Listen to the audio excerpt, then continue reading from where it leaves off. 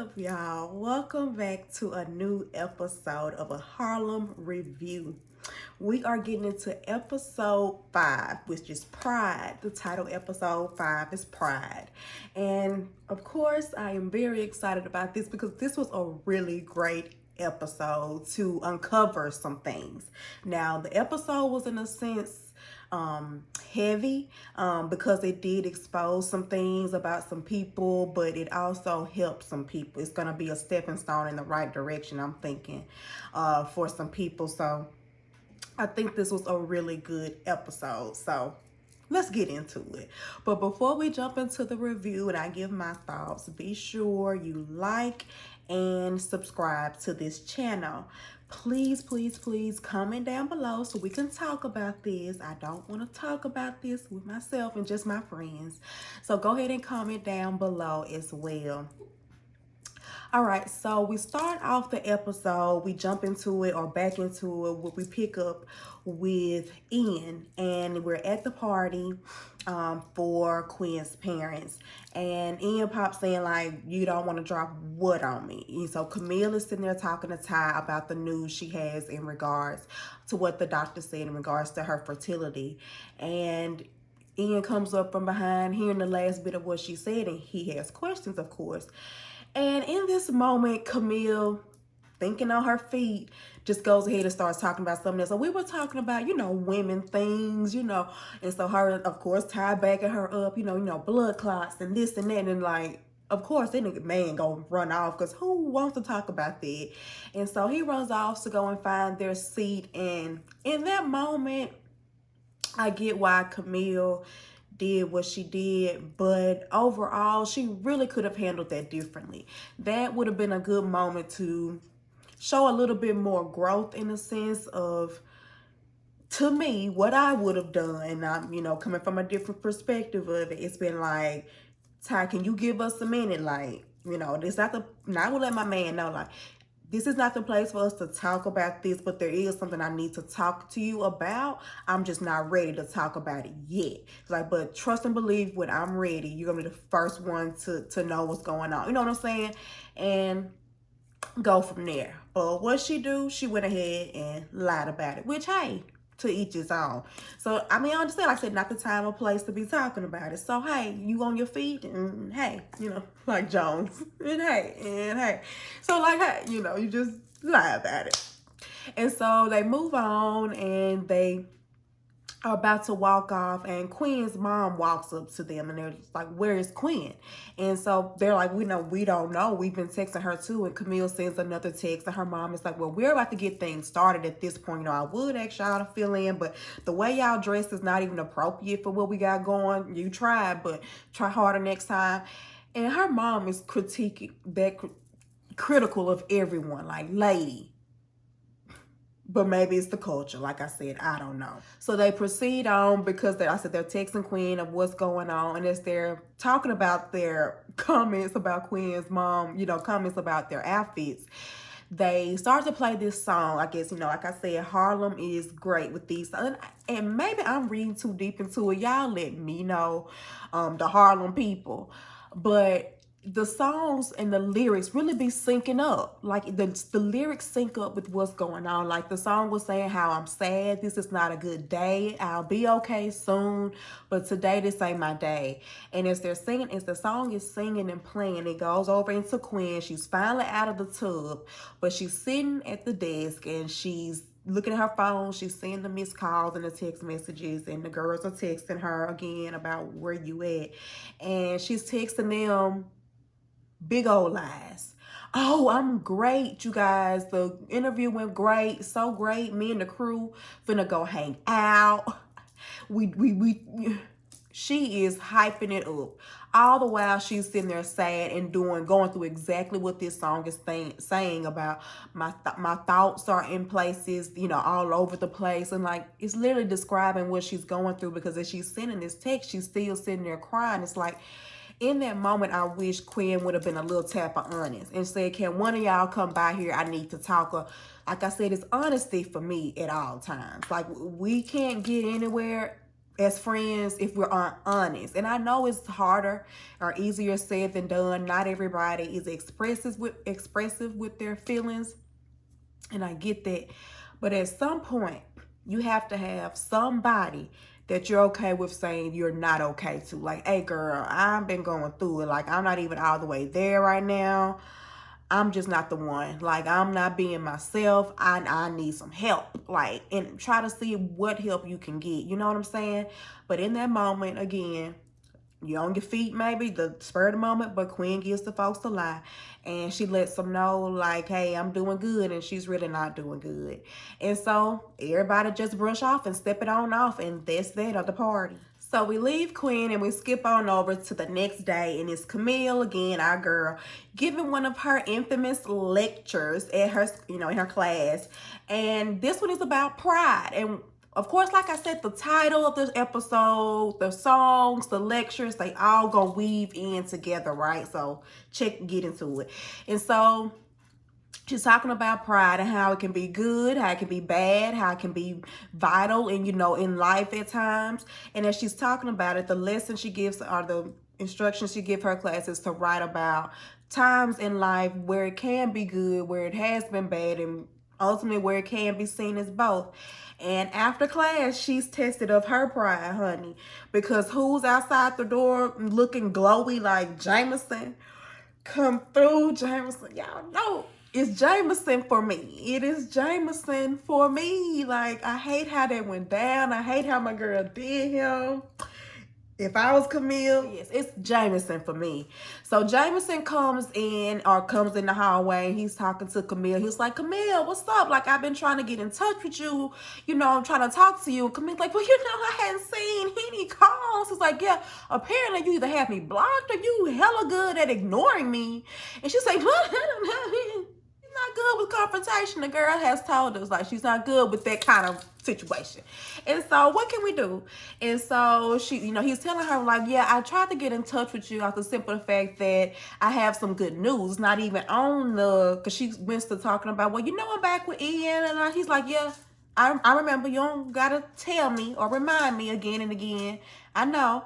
And so he tells her, the reason I tried to contact you is because of the fact that when we were together and you were trying to get the attention of Dr. Pruitt, I applied for this grant that I felt would put you in a good light. I put it in both of our names. And she was like, what, you didn't tell me? He's like, no, I didn't tell you because I didn't want you to be disappointed if we didn't get it, and which we did get it. We have the McNeil grant, which I'm assuming is this big famous, grant. McNeil grant. $25,000 to do XYZ. She's like, what? The McNeil grant? She's like, yeah, I'm not gonna do it though. And she's like, no, I'm good. I'm stepping down. I'm in between jobs. He's like, well, this could be what you need. Like, this could put you on the map for several other schools and great opportunities, to be out there. And she's like, no, I'm just not gonna do it. And to me, like I said, I think that's where her pride got in the way. I think of a couple of things, primarily of working with Jameson. I get not wanting to work with your ex, and then maybe upset at the fact that he put your name on it and you didn't do it. It could be a couple of different things that could be considered pride getting in the way here, but she declines it. And he's like, okay, if that's what you want to do. And their little departure was so awkward. Of course, Camille made it very much awkward. But she was all over the place and have a nice life and a nice afterlife. And I'm like, what are you talking about?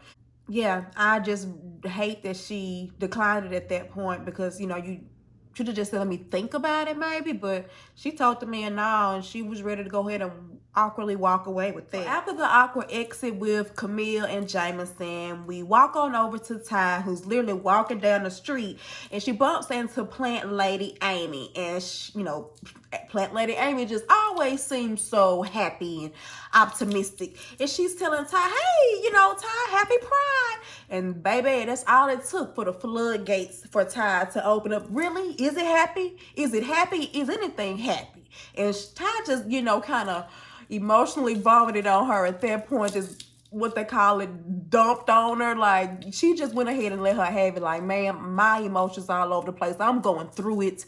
I don't know how happy I am about this pride or with anything. I got to give a man half of everything down to the Jordans on my feet. Like, can I have one of your shoes? Because all I got is a left pair of all my shoes. Like, Ty really went in on Amy. Amy said, you know what?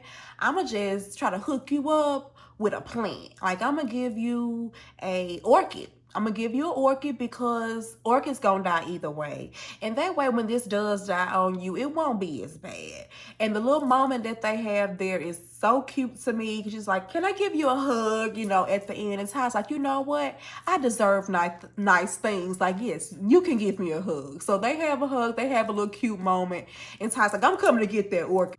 So we walk away from Amy and Ty and we head over to Angie and Quinn, where Angie is having a little celebration because she has a little bow on a suitcase, and Quinn comes out and she has on the pridest of pride outfits. From head to toe, she is rainbow down. And like Angie said, we can smell it, we can see it, we can taste the rainbow on Quinn. Like what Craig, not Craig Day, they say you can taste the air. You could taste it. You could taste it on Quinn. It's ridiculous. Like, the outfit was overkill. She could have maybe kept the headpiece and maybe the cape and put a solid piece on. I don't know. She could have did something different, but she the fashion person. I don't know.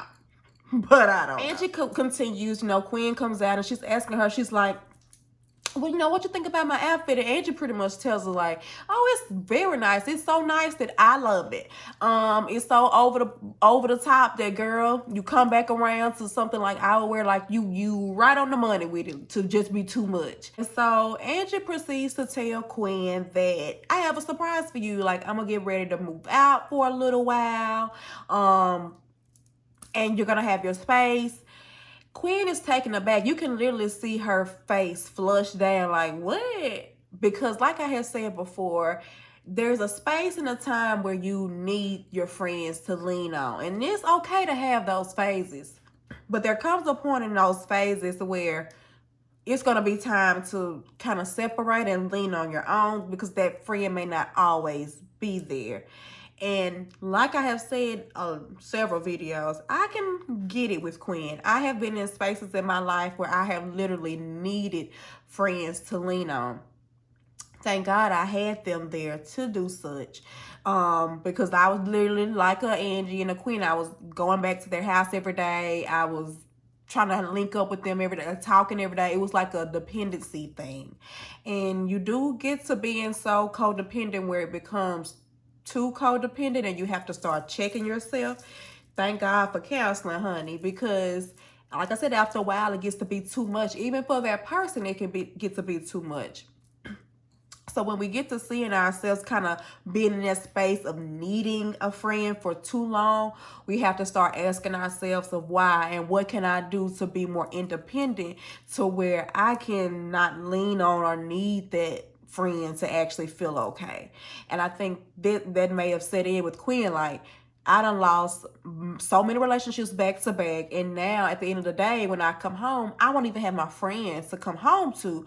So that kind of hits her. But in that moment, when it does hit her, instead of project, you know, giving Angie what she truly feels, she swallows it. And when she swallows it, she's like, oh, okay, whatever, you know, that's cool. Let's go ahead and have fun at Pride. And Angie's like, well, you're not excited for me? I thought you'd be excited. And Quinn is like, oh, I'm excited, I'm good, I'm happy, let's go to Pride. And just like, well, you just not seeming like you really happy, you know, how I would think you would be. But okay, cool. Since we finna head on now, can we stop by Eric's? Because, you know, this is where she finna be staying, subletting his place while he's in Europe being another little teacup. Can we stop by there so I can get the key, blah, blah, blah. She's like, no, I'm not stopping nowhere for you. This is my day. This is about Pride. This is not going to be about Angie. And Angie's like, well, you know, I'm not trying to make it about me. I'm just trying to, you know, get to the few things out of the way that I need to do and get to the pride. And Quinn is like, no way, shape, or form am I finna be sitting up here waiting on this man to call you that you've been talking about. Go by Eric house, do. I'm not finna do nothing for you. I'm doing everything for me today, so I'm gonna let you handle that. And so they had a little discourse back and forth and end up walking on out. Angie still takes the Gucci luggage that she had the bow on. And that part tripped me out. It kind of reminded me of Love and Marriage Huntsville, where Stormy bought the Gucci bag for Destiny. Oh, we Gucci good. Can somebody be Gucci good with me?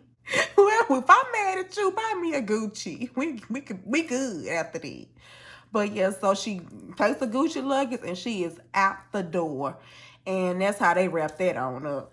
All right, so we skip on over to Ty and Camille, who are at our spot. They're sitting at the bar and they're talking about Jameson showing up. And she's like, so what did you tell Ian about Jameson showing up? He's like, Camille's like, well, I didn't tell him. And Ty's perplexed and kind of like, why would you not? Why would you not tell him? Like, I don't understand. Maybe I'm not understanding how relationship work. You know, I'm learning this thing. But the fact that you hadn't told him about your ex, you hadn't told him about Jameson, like, y'all not starting off on the wrong foot to you? And Camilla's like, well, I'm not lying to him. I'm just withholding that information. And that's where Camille done pissed me off again, because withholding information is lying, okay? You're grown. Understand that. Withholding information is lying, okay? But they continued the conversation in regards to Camille's fertility, and she's saying when it comes to that, she's still so undecided as to why she hasn't talked to Ian about it. It's because she doesn't know what she wants truly. Like, do I want to be a mom, or do I want to be the rich aunt with the nice clothes and gets mad when your kids touch them with the dirty fingers, and I have the money and I'm in and out, and what do I want? What do I want? I don't know. So that's why she's saying I hadn't talked to him about it, because I'm still undecided. I don't know what I want to do. And which we could understand that. But on the other hand, like I said earlier, she could have at least given him an inch of, it's something we'll talk about, you know, but we're growing. Camille is growing, right? But in that moment, Ty gives her some really good advice, and she lets her know to not hold it in. Like, be honest with yourself, be honest with him, have that talk, but don't avoid it, because like me, if you avoid it, it could later blow up in your face. Ty is a great example. She avoided that situation with Brandy. She thought running away would solve it. It's gonna run up behind you. So just go ahead and face it head on, boo. And that's what she's telling her. So let's hope she takes her friend's advice. So as they're sitting there talking, Quinn walks in her full pride ensemble. And Ty is saying like, oh my goodness, like what the world? So she comes around and she's showing it off, and the girls are like, she's very much excited about it. And like Ty says, the outfit is UGLY plus. It's not, nobody is here for it. Nobody but Quinn. Walking to the seat, you know, the waitress asks him, like, it's the entire party here. And Quinn is like, yeah, this is it. This is all of us. Camille asks, you know, where's Angie? And she says, you know, is she at a, you know, audition or something? And Quinn's like, no, she's somewhere doing some, girl. I ain't got no time for her. Why we keep talking about her? Why we talking about her? And so everybody's looking like, we not talking about her like that. Like, we asked you one question, like, you all right? You straight? And Camille asked her, like, are you okay? And she's like, oh, yeah, girl, I'm good, you know. No, she's not. She is not good. So they sit down. They continue to talk about, you know, well, I'm just want to have a good day today. You know, I'm not trying to, you know, have a day all about Angie or all about, you know, anybody. I just want to have a good pride day. Like, this is my first pride as LGBTQ plus. I just really want to enjoy it. And this is the second time she done said this is her first pride, you know, but they're like, girl, this is not your first pride, but I get it. She's saying this is her first pride as LGBTQ plus. So she's looking at it from a different lens, which I get you, Queen. Sitting there talking, Quinn moves on. It's like, oh yeah, by the way, Ty, like I want to set up a profile on your app. And they're like, oh, are you over Isabella? You good on that situation? She's like, girl, yeah, I'm so good on that. So how do you have like a bisexual section? And Ty's like, yeah, we got whatever you like on that app, girl, check it out. And she's scrolling through it, getting her life on the app. And as she's doing that, Camille gets a call from Dr. Pruitt. And she was debating if she want to answer, but ultimately she's like, yeah, I might need this lady for a recommendation. So I'm gonna go ahead and answer. So she answers the phone and she's like, Dr. Pruitt, you know, and Dr. Pruitt's like, yeah, how soon can you get here? And she tells her, like, I'm out having me a day. She's like, okay, cool. Be here in 15 minutes. Gotcha. No, ma'am. Dr. Pruitt is kind of pushy. And so Camille's like, yeah, I gotta go. I got a work call, but I'm gonna meet up with y'all as soon as I can. All right, so after Camille leaves, it's just Ty and Quinn, and they're like, girl, thank God we don't have those type of problems. Like, we are our own bosses. Like, we got our own schedule. We out here doing what we want to do. And Quinn is like, yeah, so we can go enjoy this pride parade. And Ty's like, no, I really don't want to go to that. You know, it's not for me. Like, you should have gone to the Dyke Parade the other day, which was for us. Like, this is not our tease tomorrow. Like, today. Like, this, we was yesterday. And so she's like, no, I really want to go. And Ty's like kind of giving pushback. And this is, like I said, where I think this episode's like a stepping stone. We need, Quinn is very vulnerable, slightly vulnerable in that moment where she's like, listen here, Ty. I know you don't want to go, but I need you to go. I need you to go for me because I need this day. I need to get out of the house, especially now that Angie is moved out. If I go home, I'm going to just get back in the bed. Like, I haven't had the best few days. I need to be out. And Ty sees the look and seriousness on her face. She's like, oh, you're not playing. You need this. Okay, well, cool. I'll make it happen. I'm going to go for you. And I'm glad that they have each other. Again, in that moment where Quinn is honest, she has a friend that is there like, girl, I hear you, I see you, whatever you need, I got you. And that's why you gotta have at least, or I suggest to have at least one person, friend, family member, whatever, but you can be that type of honest with, even in the slightest, to say, I need a moment with you and just having fun with no talking about what's going on, whatever the case. So they get to talking about that, and Ty's on board, and so they skip on over to the parade. And here we are at the Pride Parade. Quinn is getting her life. We come into the scene. She is hollering. She's, shaking her little, doing a little cha-cha. She's like happy to be there. And so a guy gives her a drink. She don't even know him, but she's throwing them back. She is here for a good time, not a long time. So as they're walking around the parade, they're having them a good little time. Like I said, Quinn is drinking all the folks' drinks that she could find. And this dude comes up or walks up to Ty, almost trying to grab her boobs. And he's like, I'm a man. It's okay. No, it's not, sir. Don't be in anybody's personal space. Stranger danger. Like, what? Y'all don't learn that? And so as they're continuing to walk, that Quinn is having her a good little time until this little puffer horse hits her in the face. And she's like, you know what? I'm really not having a good time. Like, I'm just kind of going through it. I'm trying to get in the zone, but it's just not there yet. So when Ty tries to get deeper with her to see, like, well, what's going on? Do you want to talk about, what you were saying at the restaurant? Quinn avoids the conversation, like, oh, look at this, flyer over here. And as they're reading the flyer, they discover that there's a new queer PLC dating app, a competition for Ty, basically, that's out there now. And they're inviting people to the app, and that's what the flyer was about. And Queen is like, girl, you got some competition. You got to file you up. And she just goes blank because I guess all these drinks are catching up to her. Her mind is just gone.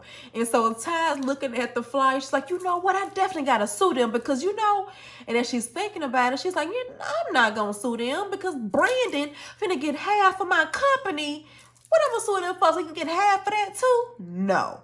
And so as they're talking about that, Ty comes to the realization that, you know what?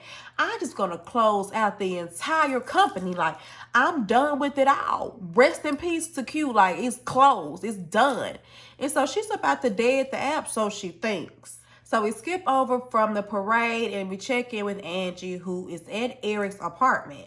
And they're talking, or she's venting about what she just went through with Quinn and the whole situation with her new guy. And she's like, I don't understand why she's being so negative about the whole situation. Like, you know what I'm saying? I'm trying to talk to her about this new exciting thing in my life, and she's just being so rude about it.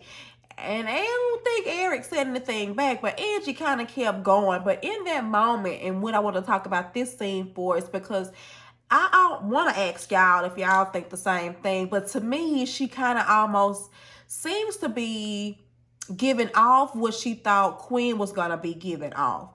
What I mean by that is when she was fearful of Quinn getting really involved with Isabella, she thought that Quinn was going to kick her out and their friendship was going to change and Isabella was going to come first. And now she's almost flipped the script of doing that on her own. Even though I know she's not moving out to be with Mike, she's moving out. She's, dipping out on Quinn. She has this new guy that she's very, want to be serious about. It's like the stuff that she kind of thought Quinn was going to do, she's kind of doing. And so I'm wondering if that's kind of playing with her. But I thought that scene was really cute in the fact that her and Eric had the cute little funny moment about what they could do because they were so bored. It's like, y'all are so crazy, but they're really good friends, and I think that having Eric is good for Angie. So I did like that little scene too, but that made me think about that overall. So we catch up with Camille, and she is now at Dr. Pruitt's, and Dr. Pruitt opens the door mad per usual. That lady always seems to be mad, but this time she's on the phone, and she definitely has a right to be mad, we later find out. But she's on the phone going off on the customer service person. It's like, yes, I hold. And the man is like, will you hold, please? Like, and she's going off, and she comes in, and it's like she's putting the guy, or the guy's putting her on hold. She asks Camille, it's like, hey, did you bring my Diet Coke? My head hurt. And she's like, Camille's like, no, Diet Coke? I text you. Camille's like, oh, no, I hadn't looked at any text. And so she's like, I go get it. It's like, no, if you go get, they're going in it and back and forth. You got to go watch it for the details.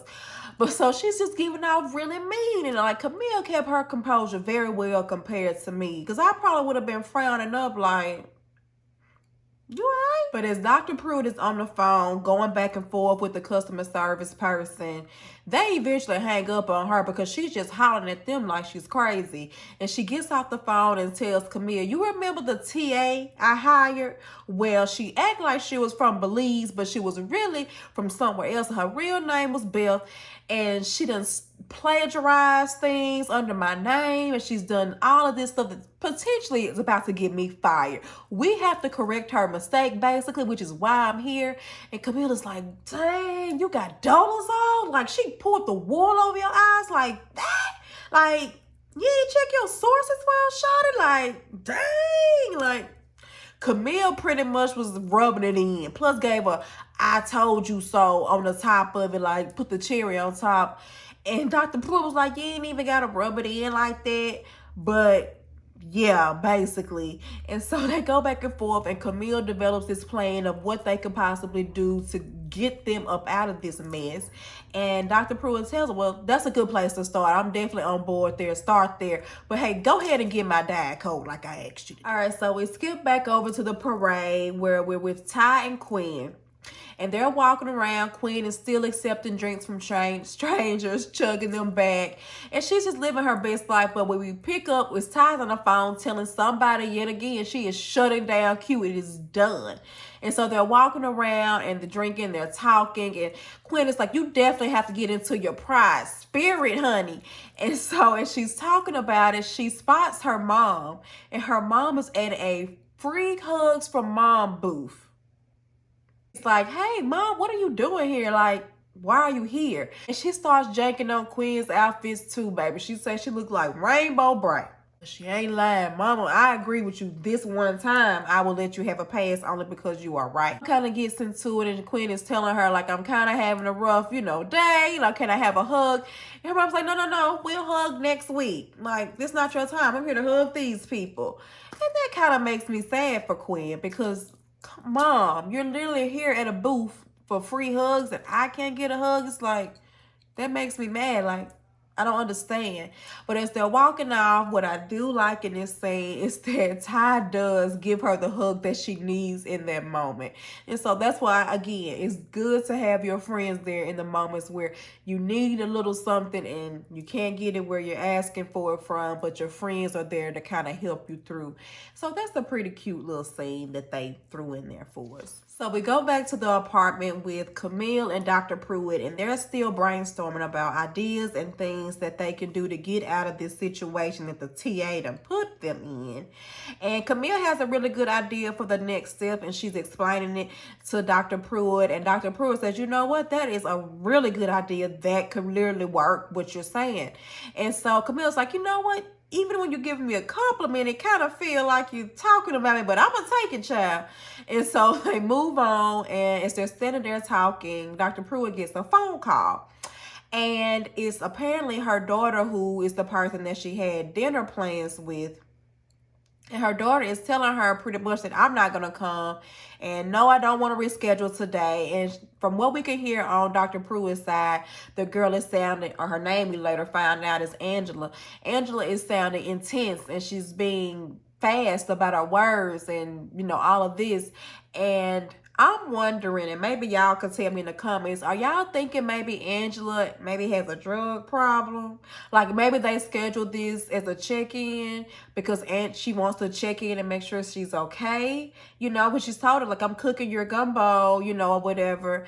And she's like, you're talking intense. Like, are you okay? It's like, maybe it was Angela on the payphone. Like, I'm wondering what y'all think Angela had going on. As soon as Dr. Pruitt gets off the phone with her daughter, literally as soon, and I want to pause here and say too, one thing about Camille, timing is not always on point. And maybe this was editing. I don't know, again, because editing did also mess up Camille. Like I said, when she was supposed to be pouring Jameson that rosé, it went straight from the bottle to a glass.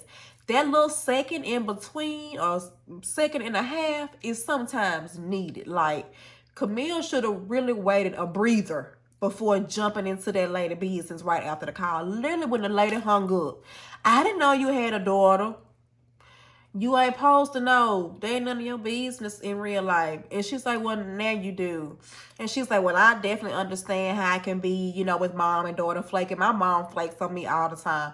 And Dr. Pruitt's like, yeah, you think you understand. That's cool to know. But whatever you feel like saying right now, just hold your tongue, Shawty. I'm just not trying to hear it. I appreciate it. And so they have that little moment, and as soon as Dr. Pruitt could say that, her phone rings again. And, you know, me, I'm thinking it might be Angela, but apparently it's the dean. And he done got wind of this situation, or Dean Matthews, I think it was, that got wind. They have gotten wind of the situation, and they want to talk about it today. So dinner would have been canceled regardless because the dean said it's today. So they pack it on up, and Camille's like, you know what? I'm about to leave school anyway, since that TA done ditched you. I'll just take the fall for it. Like, you need your job. I'm finna quit the job. I don't have anything to lose. This isn't your fault. So it's nothing that you should be really held accountable for. So I got it. And before you could say anything, bite your tongue. Don't say nothing. So I do like how she flipped it on her, because I guess she felt when Dr. Pruitt said that, like, she probably should have chilled on that. I'm hoping she got it. But when she gave Dr. Pruitt that reassurance, like, I got you, I was, look at Camille. Growth. And then they had the little moment where Camille was trying to hold her hand, and Dr. Pruitt was like, girl. But she went ahead and held her hand. So they had them a little moment, in which I appreciated that, because they had such a little rocky relationship that I'm glad they got to some type of plateau of being good. You know what I'm saying? Leave Camille, and we walk over to her apartment, and there's Ian walking through the door, coming through looking for her to head over to the Q party for Ty. And we find out that Camille has left her phone at home, and Ian finds the phone. And so he texts, or he's calling, and he hears the phone on the table. He walks over to it, and just as he's walking up to the phone, Jameson texts twice. And he's, you know, on this, you know, we're a great team. Really reconsider the request that I made, you know. And then he says something else about whatever. And whatever he says trigger triggers in to the point to where he's like, okay, I got you. I see what this is. I got you. Because that's what it was. The second text was asking Camille to come at me. He's like, matter of fact, let's meet up at Lucille's, which is the bar, to talk about Luelle's, whatever the name, Lou's, to talk about it. And so he's like, okay, you going to meet? I'm going to meet. And so we could see it in Ian's eyes that he was finna be on his petty spaghetti. And Jetway. So we go back over to Ty and Quinn, who are now at her Q party. And they're standing at the bar and they're taking shots. They still going. Taking shots and they're talking. And Ty's like, yeah, this is about to be it. I'm about to be done with this. I'm shutting it down. Like, I am not about to give Brandon half of something I've built. Like, what point is this to have all of this and I gotta share it with him? Like, it's not worth it. I'm letting it go. And so it's this, she's saying that she takes her shot and she's walking up to the bar. Walking up to the stage from the bar, and this lady, this couple tries to stop her. It's like, hey, are you tired? Can we get a minute? And she's like, no, not right now. And she continues to walk off, just hella rude. And the lady looked, she's like, I don't know who she's talking to. The lady walks behind Ty, goes around her pretty much. And as Ty is pulling up to the mic to get ready to say her little spiel, the lady unplugged the thing. And she said, you listen here. My girlfriend stopped you back there and asked you for a minute and you just brushed her off. Can you give her a minute? And so Ty's like, well, darn, I guess so. And so come to find out, the couple wants to let Ty know that they are very appreciative of her and her app because it brought them together. I think she said they were 56 or in their 50s and she was from the booms out in the woods. But because of Ty's app, she was able to find her May, which was the lady's name. She was able to find her May, and they are good and they are happy and they really do match just like the app said they would.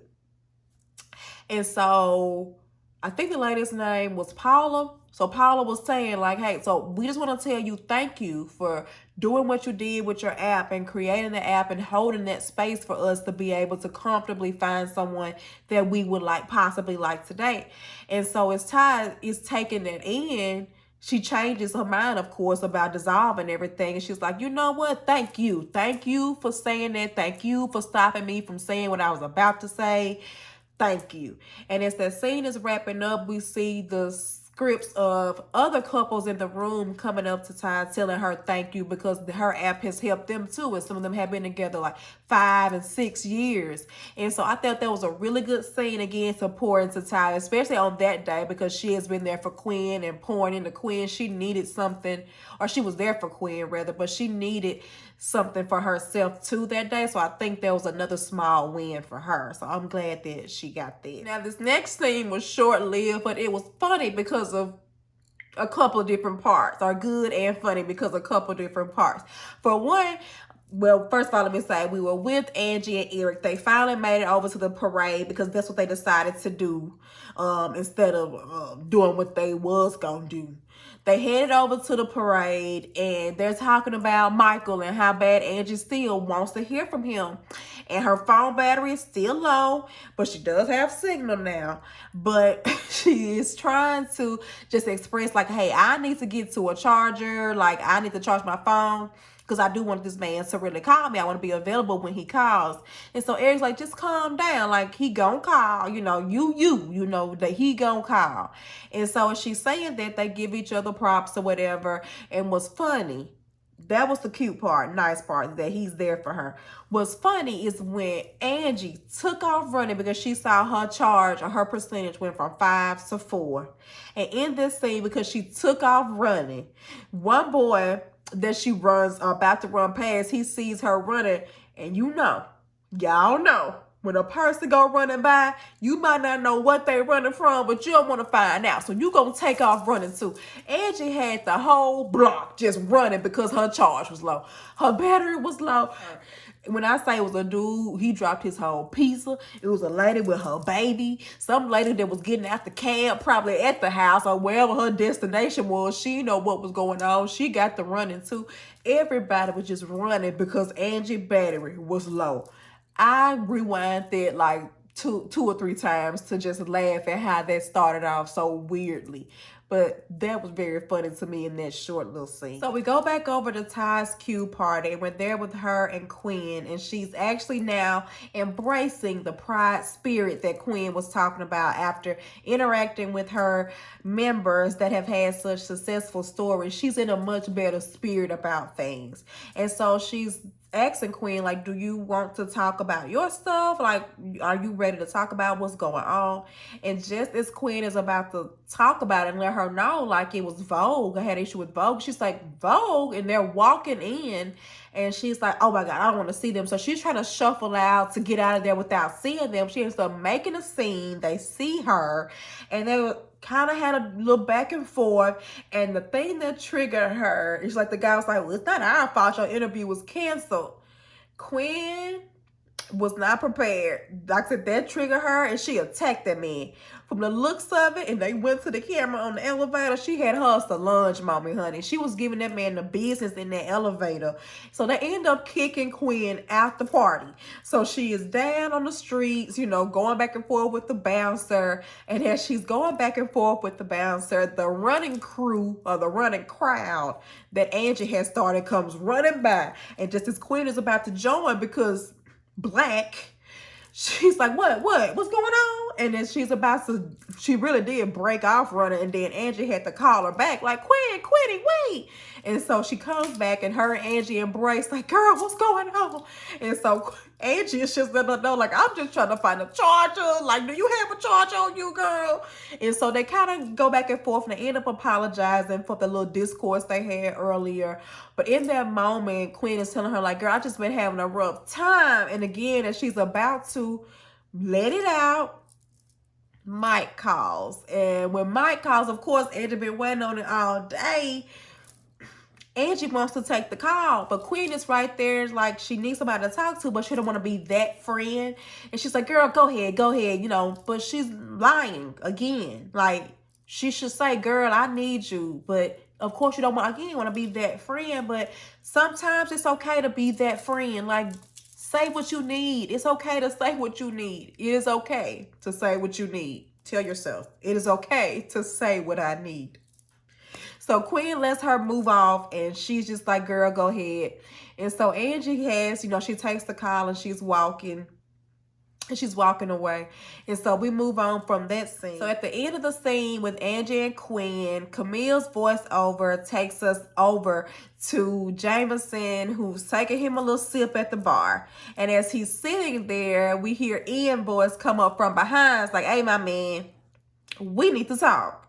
And that's where we know Jameson again was on his, or not Jameson, Ian was on his petty spaghetti when he read them texts. He came there to check old buddy about what he thinks he was texting Camille about. We're about to see how this gonna go. Overall, from what I could tell in this episode, where you really see the pride being shown amongst everybody, to kind of break it down. With Ty, it was shown to be in her app, of course, where she was battling if she really wanted to let it go or actually share the proceeds with Brandon.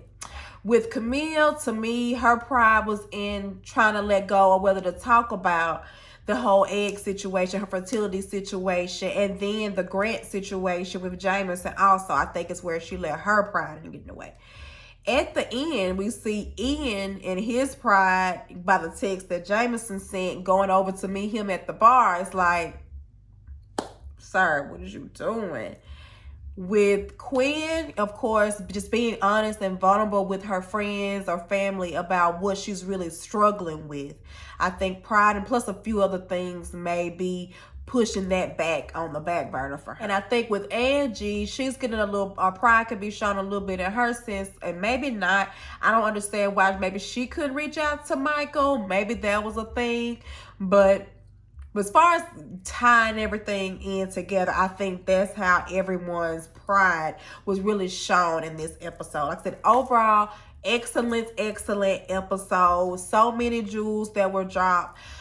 such good information to, like I said, stepping stones where we can see people growing and learning and see things leading up to next things. So can't wait for the next episode, which I'm about to review. So tune in to the next episode of Harlem, episode 6, coming soon. Until next episode, talk to y'all later.